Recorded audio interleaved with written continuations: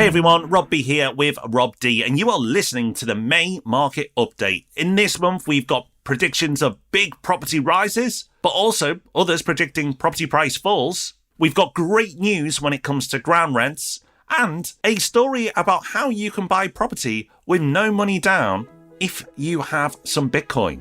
All that and loads more in this week's episode.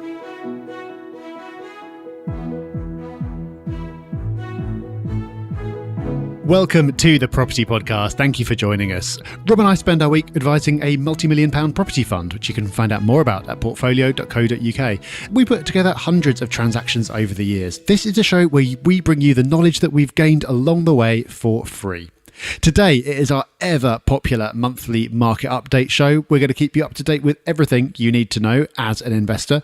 And make sure you stick around to the end for Hub Extra, because we've got a little fun property game for you. So don't go anywhere. And make sure that you are following the show on your favourite podcasting app. So on Apple Podcasts, just hit the little plus button. On Spotify, you can just hit follow, and that will make sure that you get every episode downloaded to your phone. So Rob, it is Market Update. We've got lots of news to get through. Lots going on this month, but we've also had some news of our own, so I think we should briefly acknowledge it. Yes, unless you've been living in a cave or you've just never consumed any of our content before, you will know that we've had a very successful crowdfund campaign with you. It's absolutely incredible. We released a little bonus episode last Friday, which listening back, we definitely sounded a bit shell-shocked. It was just in the moment when we recorded that. We'd just gone through 1 million on the Thursday evening. We recorded it, posted it out Friday morning. Go and have a listen. But basically, we smashed through our target on day one, doubled it on day one, and I had to close it a couple of days afterwards. Absolutely fantastic. And while we won't labour at the point now, we won't go on and on and on, but just a huge thank you to everyone who's kind of interacted with us during the last week. Those who've said nice things, thank you so much. It's been amazing. And you kind of realise your community is a lot bigger than you think, because we just sit in our spare bedrooms, record this podcast, and you don't see anyone. And then when you see so many people interacting with the campaign, and many of those choosing to invest, it's incredible. What's the most kind of bonkers bit, Rob, is that we didn't even get the chance to launch it publicly, so it didn't even appear on the main Seeders website. We went through our target and blasted through our target and then closed the campaign before anybody except the Property Hub community seeing it. Yeah, which is super cool, because it kind of means that everyone who's coming on this journey with us is a podcast listener, and they're the kind of people we like. So it's been a pretty mental week, really, but super exciting. And yeah, we're very grateful to everyone who chose to get involved. Absolutely. I will be getting in touch with everybody who has taken part in the crowdfund campaign very soon. We look forward to engaging with our new community. We're very excited, and I'm sure we can do lots of fun things together. But you know what is fun, Rob?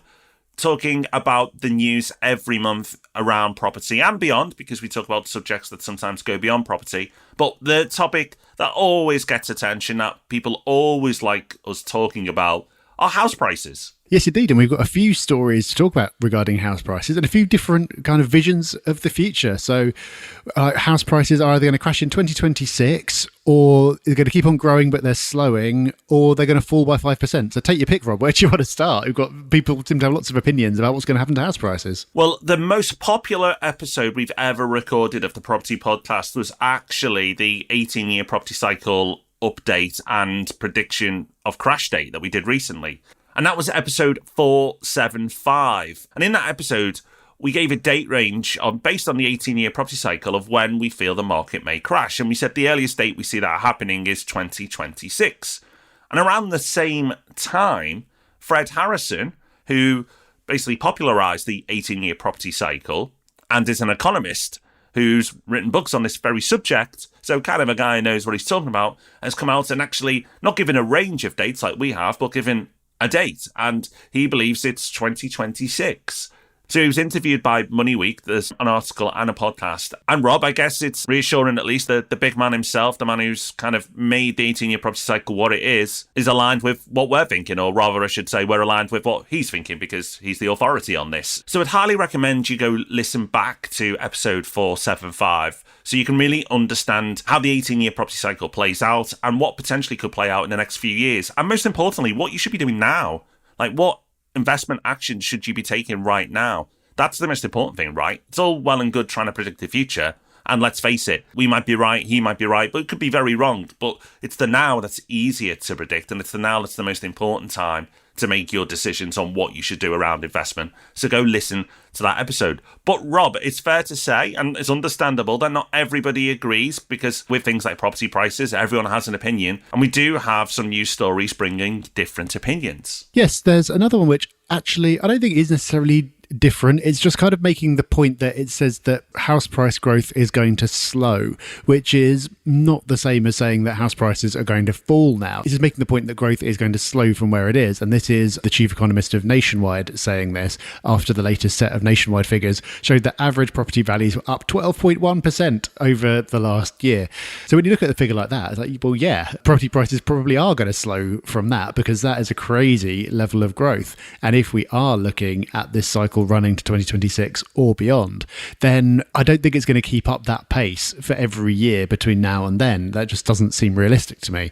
And we sort of said similar when we were making our predictions at the beginning of this year.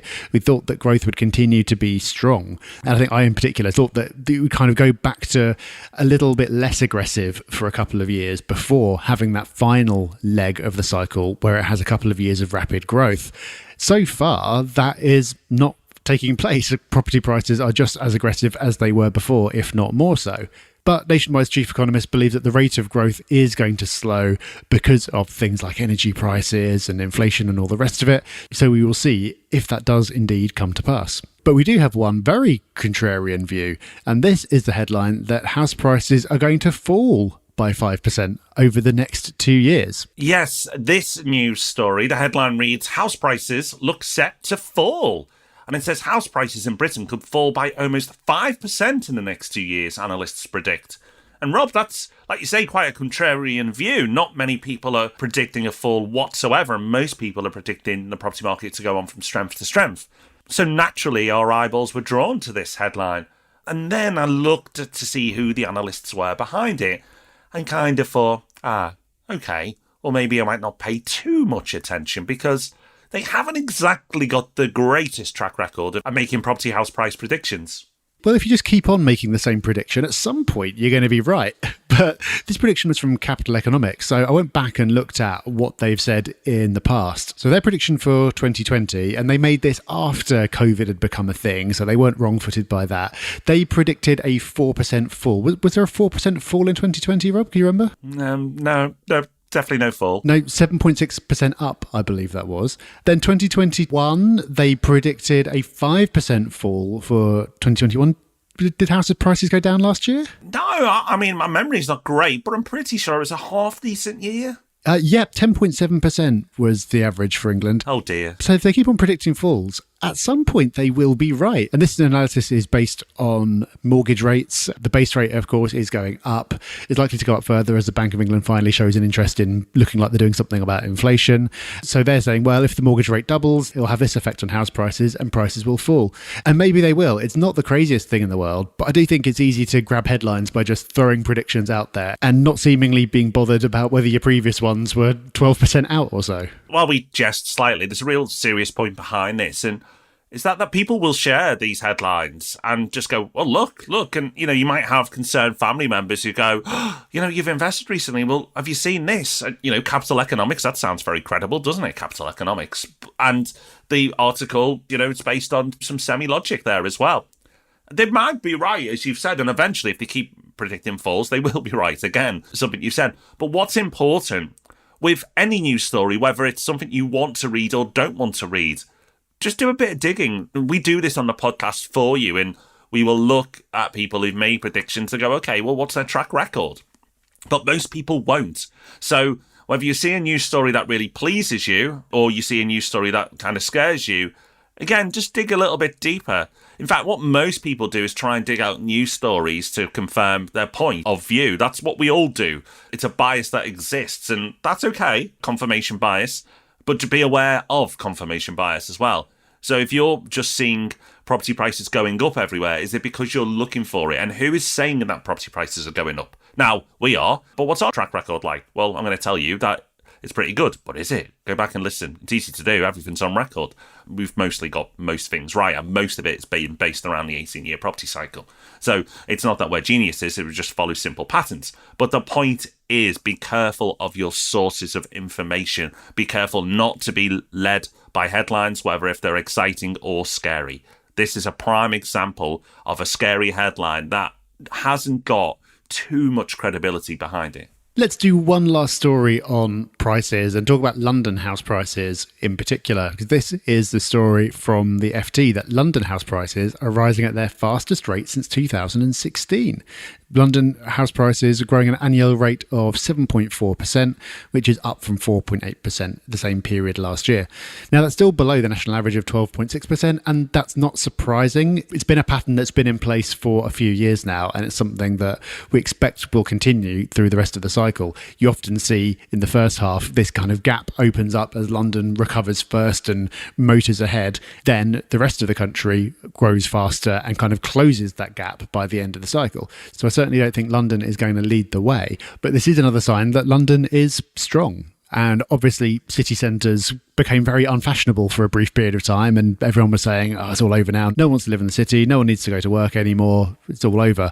And this shows that that's not the case. In previous months, we've talked about how London rents are performing really strongly.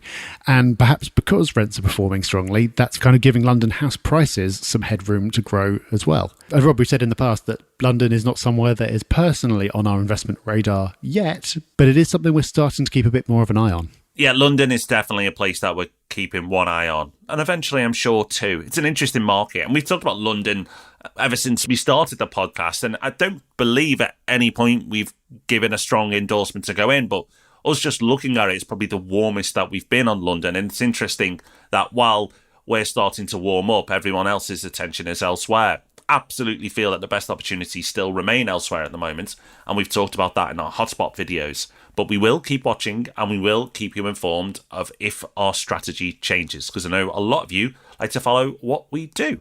Moving over to some stories around rentals now. We've got a story in Landlord Today, which the headline reads, Government considers giving more tenants the right to buy. Yeah, this is one of those stories where when you get beyond the headline, there's not a lot of certainty. The first line is, the government is reported to be considering. So they're not even definitely considering, they're just reported to be considering. But apparently they are thinking about extending the right to buy from council tenants to housing association tenants. And apparently Robert Jenrick, who used to be the housing secretary, wants to see that extended to private tenants as well. So private tenants would have the right to buy their property from their landlord, which kind of sounds a bit mad, but it is something that was suggested back in 2019 by Labour as well. So I don't know if any of this will happen, and I don't know enough about the different factors to really having a qualified opinion on whether it would be a good thing or not if it did happen. But I think we're going to see a lot of policy announcements around housing over the next few months.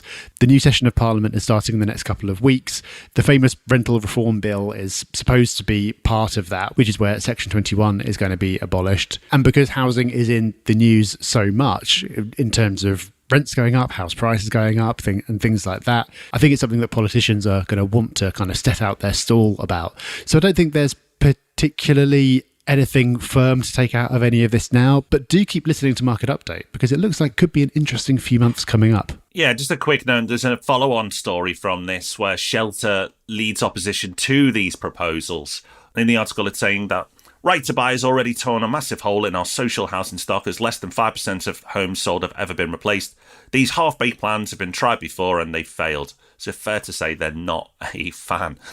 And like Rob said, we will keep you updated. If this gets any momentum and looks like it's something that could actually happen, then you will hear about it here first. And finally, on the rental market, there's an article here in Place Northwest, and the headline reads, Manchester braces for build-to-rent slowdown before 2024 boom. And Rob, this is interesting because Manchester's been a really interesting market to watch. We've previously talked about how there's a huge undersupply of rental stock in Manchester at the moment. And if there is a build-to-rent slowdown, then that's only going to exacerbate that problem. And if that happens, there's a lot of ifs and buts here, but if that happens and the rental stock doesn't increase, it's only going to push up rental prices further in the city. Yeah, really interesting, Manchester. There was so much talk about an oversupply of city centre flats a couple of years ago because there was a heck of a lot of stock coming through. And everyone was saying this is madness, this is a sign of a boom, these are all just going to be empty towers. But now it's gone completely the other way. Like, they're talking about an undersupply while they're waiting for stock to be completed. And clearly the demand is there. So for me, that's such a success story for Manchester. It kind of shows that it's a genuine revitalisation of the city centre and so many thousands of people wanting to live there who didn't previously. And like you said, Rob, good news for investors who are already in Manchester, because you'd expect that to apply upward pressure to rents. Yeah, which is what we've been seeing, what we've personally experienced. It is having that upward pressure. As you said, Rob, it's a fascinating market. It's almost hard to believe, but it really is the case. And you may think, that build to rent is everywhere in the city, but across Manchester, Salford and Trafford this year, only 500 apartments, build to rent apartments, will be completed. That's the equivalent of one largish development. It's not massive. So it's no wonder that you've got this imbalance there at the moment, because the city is going from strength to strength, but the rental stock isn't keeping up. I'm sure eventually it'll get there, but at the moment it is way, way off. Now, something we've kept you updated on across our market updates is the cladding crisis. And of course, rightly so, because there's a lot going on there. Well, some argue not enough, but there's always a lot of news, there's always a lot of updates, and there's also still a lot of unsatisfied people. So, Rob, what is the latest on cladding? We've got a press release here from the gov.uk website. Yeah, well, every time we talk about this, we kind of talk about it every month and we say, well, there's some news and we seem to be getting there, but don't really know yet. It's certainly not done and dusted. And I think this is another one of those. So it seems like good news in that there's now 35 developers who've now signed up to this pledge that they're going to fix all buildings of 11 metres or higher that they have built in the last 30 years. And they've committed more than £2 billion.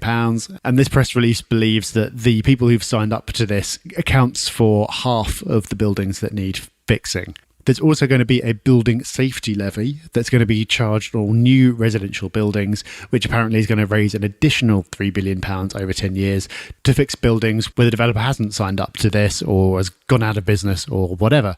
So still a long way to go, but progress and certainty is good news for anyone affected by this, because for years now this has been rumbling on, and it's the lack of certainty about what's going to happen and who's going to have to pay and how much the cost is going to be that has been really harmful for people who own in these buildings. So I'm sure we'll talk about this again next month, hopefully, by which time things will have moved on even further. So next up, a story on ground rent. And ground rent, let's face it, it doesn't sound that sexy, does it? But this arguably could have been our lead story, because it is an absolute win with all concerned on leasehold property, because they are banned on new leases from June 30th, 2022. Yes, any new leases after the 30th of June will have zero ground rent charges. Zero. That's it. It's done. It's dusted. Yes, if you've got historic leases, then there will be ground rent charges. But if you renew that lease, then it will move to zero. So all future purchases, zero, and all renewals, zero. Apparently there are some exceptions, but for the vast majority of us, this is a change, and a welcome change, Rob, because we went from people using it as a method to rip us all off, and that was stamped down on. People's greed got carried away, and people were making silly money from ground rents when that wasn't what they were set up to do. And it's because of that greed, it's actually gone full circle, and now they can't make anything from it. So I'm feeling very happy about this one. Yeah, definitely good news. And I'm sceptical on this podcast of most things that governments do or say that they're going to do, but this seems to be something that's really worked. There was something that was really unfair, and now it's been sorted. And it was largely sorted even before this announcement, because just the fact that it was going to happen meant the developers had voluntarily stopped doing a lot of the things that they shouldn't have done in the first place. This is really good. And then there's still talk about the next phase, which is then looking at existing ground rent and coming up with an easier and cheaper and clearer formula for people to basically buy their freehold or reduce their ground rent to zero for existing leases. So hopefully that will end up happening as well. Okay, Rob, we've got our kind of on and finally pieces here, and I was looking to see if the date was April 1st, because this headline just seems bonkers to me. This is in Bloomberg, and it's crypto mortgages let home buyers keep Bitcoin and put nothing down when buying a property. So if you own Bitcoin, you can use it as collateral, as your deposit, but not actually have to cash the Bitcoin in. And then you can purchase a property without physically putting any cash down. As Steve in Property Hub said when he shared this internally around the group, I'm sure this will all end fine. This is going to have a happy ending. You know, we say we're started the boom phase, and headlines like this just make me think, right, yeah, it very much is happening, and this just sounds crazy. This isn't America, I think it's important to say, but who knows, you know, we tend to follow America. Maybe this will catch on over here. I haven't actually read this yet, but the thing that strikes me is that Bitcoin is volatile. It seems to be highly correlated with the stock market, especially growth stocks. So when we do get a crash, the value of that collateral will fall at the same time as house prices are falling. So is that not just going to like massively exacerbate the crash that happens? I haven't fully thought this through. I only saw this 30 seconds ago, but this doesn't sound particularly safe to me. No, the company behind it, will they be around in 10 years' time? I don't know. I'd have my doubts. But what is interesting, though, is that it comments on that, you know, you have people who've created some serious wealth through cryptocurrency, and they want to diversify into other assets like property, or as our American friends would call real estate. And this is a way of them doing it without cashing out. So I can understand why it's been created. But like you said, Rob, if it all goes to pot at the same time, which both asset classes probably would crumble at the same time when a crash eventually happens, then it's a double whammy. You're really hurt because you don't have any cash equity in that property. You just have assets as security that have also fell in value. So I think a lot of repossessions in the future for that company who's providing those loans. And unfortunately, I can't see how this has a happy ending. But this is just the start. I'm sure we're going to see more and more of this as time goes on. You know, the boom has only just begun, and we're going to have more stories like this and more creative ways for people to invest in property. And it's fair to say not all of them will be good. We'll finish on a really interesting one. This is another story from overseas, and this time Canada. Canada is going to ban foreigners from buying homes as prices soar, according to this story, which is also from Bloomberg. So apparently this is for the next 2 years. Most foreigners are going to be banned from buying property in Canada. And that's because house prices in Canada are following the same pattern as they are in the UK and the US and just about everywhere else where they've gone absolutely bonkers recently. And the government is trying to do something about it. And I just think this is really interesting at the moment because you've got lots of different countries that are trying different things to bring this under control. So in New Zealand, they're targeting the central bank with trying to moderate house price inflation, as well as their general inflation targeting. In the Netherlands, in many cities, property investment has been banned for properties of certain values. And so you're not going to be able to invest there. It's going to be buyers only. I think from memory in Spain there's something going on with rent controls in certain places. I can't remember now, but the point is that this kind of global phenomenon of house prices absolutely rocketing, lots of countries are choosing different ways to try to bring it under control. I think it's going to be fascinating to see which of these, if any, work and what the consequences are going to be. Because when you start interfering in any market, there are going to be consequences, and maybe it's worth doing it overall and maybe it's not. It's very hard to say, but I think it's just going to be fascinating over the coming years to see how all this plays out. But luckily, we'll be there along on the journey with you, and we will keep you updated each and every month with what is happening in the market. And of course, we also share our opinion on what we think is going to happen too. So this is the place to be, the Property Podcast.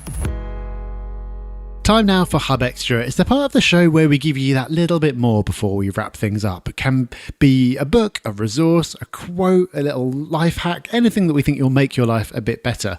And this is backed up by the Hub Extra newsletter that you'll receive every Friday if you're a Property Hub member. And if you're not a Property Hub member, then you can very, very easily put that right. It's completely free. It's easy to do. Just go to propertyhub.net and sign up there.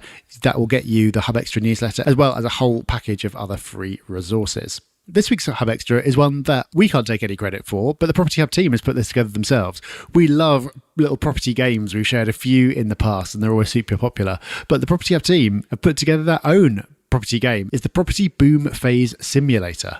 Yeah, this is a fun game, and like Rob said, we can take zero credit for it. I only found out about it once it had been created, so well done to the talented people in the Property Hub team who've created this. But it's a game you can play, and you're given different scenarios at different points in time to say, okay, what decision would you make now? And at the end of the market cycle, you get the results of how you've done. I'm pleased to say, Rob, that at the end I'd made a bit of a profit, so that's quite reassuring. I'd probably have to hang up my microphone. Did you hang up a microphone? I'd have to put away my microphone anyway if I'd made a loss on the simulator. But it's really good fun, and it's free for all Property Hub members, and it's free to become a member. So go and have a play around, see how you do. If you make a loss, well, go again. Take the lessons and see what you need to do differently to end up in a profit at the end of the market cycle. It's a bit of fun, but also educational as well. So go check it out. That's the Property Boom Phase Simulator. You can find that at propertyhub.net/boom. That's propertyhub.net/boom. Boom. That's us done for another week. Thank you for joining us. Let us know what you think about any of the stories that we've covered today. We'd love to hear your comments. So you can get in touch across all the socials. We're Property Hub UK. And we mentioned Portfolio earlier. You can find out more about that at portfolio.co.uk. We will, of course, be back with another episode next Thursday. So do make sure that you're following us on Apple Podcasts or Spotify or wherever you listen so you don't miss that. Have a great week, and we'll see you soon. Bye-bye. Bye-bye.